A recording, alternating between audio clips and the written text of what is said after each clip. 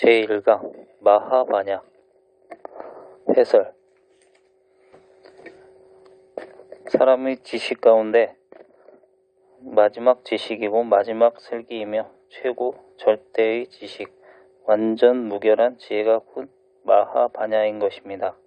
본래 인도의 원경에는 마하가 없고 그냥 바냐 바라밀다 심경이라고만 되어 있었는데 바냐를 이해하는데 도움이 되게 하고자 하여 마하 두 글자를 더 붙인 것입니다. 왜냐하면 바냐를 그대로 지혜라고만 해석한다면 법무 중생들이 일반적으로 말하는 지혜인지 지능인지 좀 높다는 것인지 아니면 장깨를 뜻하는 것인지 부처님께서 말씀하신 바냐의 뜻은 우주의 실체인 마음의 지혜를 가리키는 것인데 그 구별이 어려워질 우려가 있었기 때문입니다. 그래서 큰 지혜, 최고의 절대의 지혜라는 뜻으로 마하바냐라고 한 것입니다. 사실 인간들이 지식이나 과학이니 철학이니 문학이니 하는 따위의 것은 정말 몇 푼어치밖에 안 되는 보잘것없는 것입니다. 마하바냐, 곧 우리의 마음자리에 비한다면 티끌만도 못한 것입니다. 그러한 것들은 하나의 망상에 불과한 것이지 우리 자신에게 지식이 될 것도 없고 도움이 될 것도 없습니다. 도서관에 있는 많은 책들을 모조리 읽고 기억한다 손치더라도 그것이 우리 인간의 본바탕 자리에서 아무 도움이 될 것도 없고 손해가 될 것도 없습니다. 그런데 어떤 신이 있다, 부처님이 있다 하는 것은 믿기가 쉽지만 나 자신이 우주의 핵심이고 주체인 것을 확신하기는 무척 어려운 것입니다. 온 우주의 핵심이요, 조화의 주체요, 만물의 원동력인 이것이 있어서 현상이니 우주니 하는 것이 성립된 것이므로 그 주체가 바로 마음 심자 하나, 즉 나 하나 뿐이라는 것을 깨닫는 일이 인생이 가장 큰 일이라고 말할 수 있는 것입니다. 이것만이 실제이고 다른 것은 모두가 오고 하는 하나의 과정에 불과하지 변하지 않는 실제가 아닙니다. 그러니까 자유라는 것은 일체 만물을 내가 다 해방해 주었을 때 비로소 믿어집니다.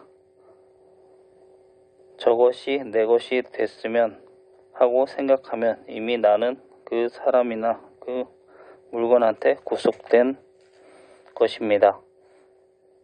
내 생각이 짓밟힌 턱입니다. 그러니 사랑하지 않으면 자유가 있는 것이며 사랑하지도 말고 미워하지도 말아야 합니다. 미워하지도 않고 사랑하지도 않을 때 완전한 자유가 생깁니다. 증애를 초월하라 그 소리입니다. 그래야 성불을 할 수 있고 참나를 찾아서 정말 자유를 누릴 수 있다는 것입니다. 그래서 여러분이 작년에 공부한 심신명 제1구에 지극한 도가 어렵지 않네. 버릴 것은 오직 간택심뿐. 밉다 굽다 그것만 없으면 툭 트이어 명백하리라 라 했던 것입니다. 이 사람은 이쁘다. 저 사람은 마음에 안 든다. 이건 이익이 되니 해야겠고 저것은 손해가 나니 하지 말아야겠다. 내가 오늘은 좋은 일을 했으니 큰 공덕을 지었구나 하는 등의 간택심을 가지고 이리저리 따지기 때문에 우주의 주인공인 마음자리를 발견하지 못하는 것입니다. 지금 말하고 있는 나, 말을 듣고 있고 알아차릴 줄 아는 신령한 여러분, 이것만이 실제고 그 나머지는 모두 거짓말이고 가짜입니다. 그래서 나라는 말도 가만히 생각해보면 결국 이것도 하나의 생각이지 생각의 주체는 아닙니다. 나라는 말이 무엇을 상대로 해서 성립된 것이기 때문입니다. 이것도 내가 아니다. 저것도 내가 아니다. 다 아니라는 라는 소리는 그 모두를 상대로 하는 말이며 모두의 주체를 뜻하는 것은 아닙니다. 상대를 인식하지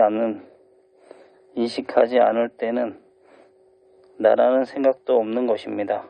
우리가 나라고 생각하는 이 나는 가짜 나이고 나라고 생각을 일으킴으로써 비로소 이루어진 나입니다. 그러므로 참나는 나라는 생각을 일으킬 수 있는 주체고 생각인 나가 아닌 것입니다.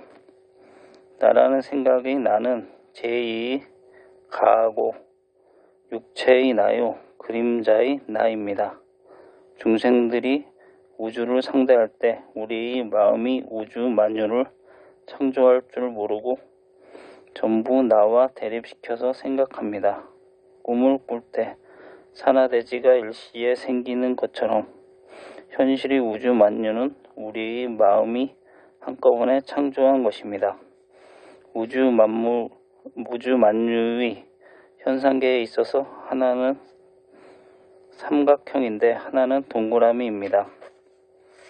전부가 내가 아닌 것을 생각하기 때문에 서로 아닌 것으로 됩니다. 그래서 현상계는 모두 모순으로 이루어지고 있습니다. 저기 조계사 동쪽 정원에서 있는 백송나무에 해마다 잎이 피고 떨어지지만 그 백송나무가 생긴 후부터 지금까지 피었던 잎을 전부 보관해 두었다 하더라도 똑같은 모양, 똑같은 무게의 잎은 하나도 없을 것입니다. 만일 온 세계의 소나무를 적송이면 적송, 청송이면 청송, 그 나무가 생기고 나서부터 지금까지 피었던 솔잎을 다 모아 놓는다면 아마 이 지구 안팎에 꽉 차게 되겠지만 그 중에서 똑같은 솔잎을 찾으려고 해보면 하나도 없는 것입니다. 왜냐하면 현상계는 내 아닌 차별 현상으로 이루어졌기 때문입니다. 처음에 하나가 생기고 그 다음에 둘이 생기고 그 다음에는 둘과 다른 셋이 또 그 다음에는 셋과 다른 넷째가 생깁니다. 이것이 차별계의 상대 원리입니다. 그러니까 주체적인 자기 개성이 없고 서로 다르게 자꾸 변해가는 것이 우주의 섭리입니다. 오직까지나 모순이고 상대입니다. 그래서 부처님께서는 재행무상이라고 하신 것입니다. 그러나 모든 생각의 주체인 참나가 생각도 없고 나도 너도 아니고 남성도 여성도 아니기 때문에 허공도 물질도 아닙니다. 이것은 변함없는 절대아이므로 진아라고 하는 것입니다. 그러므로 수행을 하여 아무 생각이 없는 무아지경에 들어가면 그때의 정신이 아주 정말 온전할 때입니다. 그것은 진공의 나, 물질, 허공도 아닌 생각해 볼 수도 없는 본체의 경지입니다. 오직 스스로 깨달아서만 되는 것입니다. 이것은 절대이고 또 한편으로는 상대의 세계가 있으므로 절대란 말을 붙일 뿐이지 상대하고 절대하고는 또 상대가 되므로 그런 의미의 절대마저 초연한 초절대의 본체, 지금 이야기하고 이야기 듣는 이 실체입니다. 즉 실체는 상대도 초월하고 절대마저 초월해서 그야말로 진화도 가하도 아니고 우주의 핵심이 되고 만사의 동력이 되는 본체입니다. 있는 것도 없는 것도 아니며 모든 것이 원동력인 동시에 만사의 주체인 이것을 진공묘라고 합니다. 이것은 비어있긴 해도 텅 빈 허공이 아니라 무엇을 생각할 줄 알고 연구할 줄 알고 옳고 그른 것을 판단할 줄 아는 힘이 있으므로 아주 없는 것이 아니고 묘하게 있다는 뜻으로 묘유라고 하는 것입니다. 허공은 텅 비어 있을 뿐 산 것이 아닙니다. 이것은 비어 있으면서 또 살아있는 것이기 때문에 허공과는 근본적으로 다릅니다. 육신은 이대로 비어 있는 것, 곧 없는 것이고 육신과 심령은 둘이 아니며 진공이면서도 살아서 이야기하고 생각할 줄 알며 찬송하고 반대를 할 줄 압니다. 동시에 자유가 있고 생명이 있습니다. 진공은 없는 것뿐이고 묘유가 안 됩니다. 이런 진화의 경계까지 들어가면 곧 자기 자신이 본 자리에 들어가고 우주의 만물도 하나의 환상이므로 없는 것이 곧 있는 것이고 있는 것이 곧 없는 것으로 되는 대자유, 대해탈을 얻게 됩니다. 이렇듯 자유자재한 절대의 진화를 등지고 중생들이 나라는 생각을 일으켜서 이것은 나고 저것은 내가 아니라는 주관과 객관을 가지고 모든 문화 역사를 만들었던 것이며 온갖 사건이 생긴 것입니다. 그러나 이러한 주관과 객관을 일으키는 번뇌망상의 세계가 참나인 이 마음을 떠나서 벌어지는 것은 아닙니다. 우주의 만유의 현상계도 인류 역사의 온갖 사건들도 우리의 마음을 떠나서 전개될 수 없으며 그대로 진화의 움직임이기도 합니다. 그것은 강물의 파도와 같습니다. 파도는 물이 가라앉았다, 솟구쳤다 하는 물이 움직임일 뿐 물을 떠나서 파도가 따로 있을 수 없습니다. 파도라는 것은 물의 움직임을 말하는 것일 뿐 물을 떠나 독립된 존재 현상처럼 생각하는 것은 잘못인 것과 같습니다.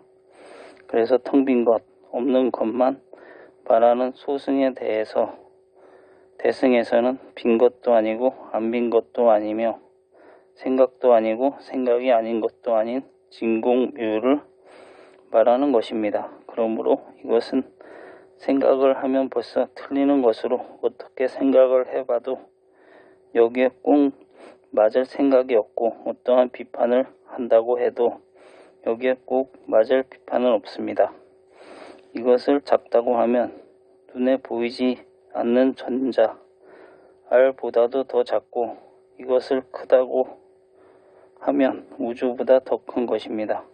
실제로는 작은 것도 큰 것도 아닙니다. 이렇듯 굉장한 실제이고 우주의 핵심이며 만사의 주체이며 인간 자신이 마음이며 지혜 중에서도 가장 큰 지혜인 이것이 곧 마하바냐인 것입니다. 읽어 들어주셔서 감사합니다.